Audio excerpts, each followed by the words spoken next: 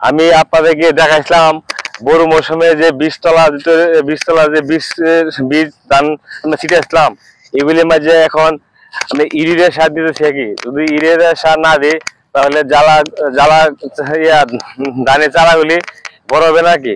এই জন্য এখন আপনাদেরকে দেখাইতেছি এই যে চারাগুলি কতটুকু বড় হয়েছে, এবং এই সারগুলি দেওয়াতে এগুলি দ্রুত গাছগুলি বড় হবে আর কি।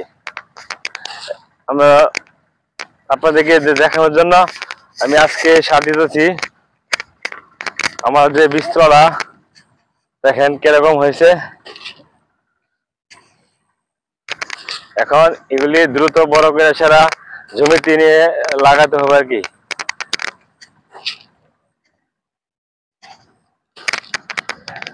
এই যে এগুলি হালকা একটু মাঝে মধ্যে সমস্যা হয়েছে, নদীর ধারের জমি তো, এজন্য মানে একটু মাঝে মধ্যে একটু সমস্যা হয়ে যাচ্ছে। এগুলি আস্তে আস্তে ঠিক হয়ে যাবে ইনশাল্লাহ।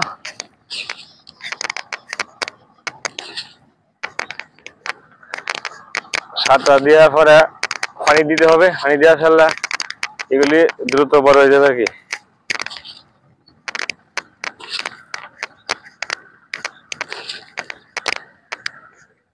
এগুলির মধ্যে আরেকবার সার দেওয়া হয়েছিল, তো এখন আবার আরেকবার দিতেছি।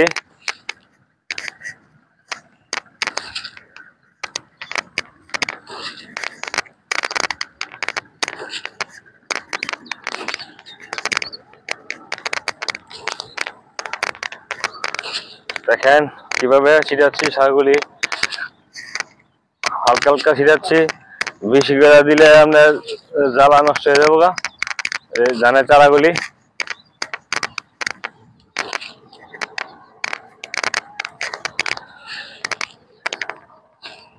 করেন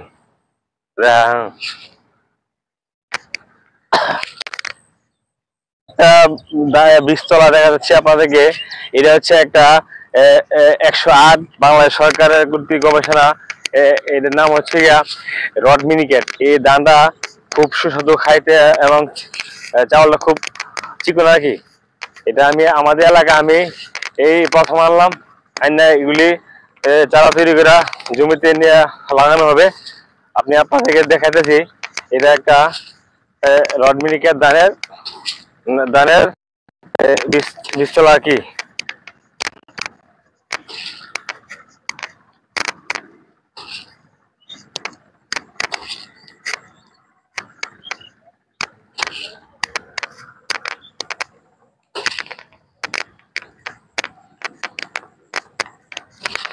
আসলে মাঝে মধ্যে খালি সবসময়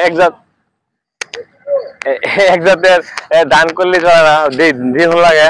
সরকার কিছু নতুন নতুন জাত আবিষ্কার করছে, এগুলি আমরা মাঝে মধ্যে এগুলি আইনা করি। যখন দেখি ভালো ফলন হয় তখন আমরা কৃষকের মাঝে এগুলি আমরা ছড়াই দিব, বলে এগুলি আসলে অনেক ভালো জাতের ধান। এগুলি যাতে সবাই করে, প্রথম তো সবাই করে না, যে একজনে করে।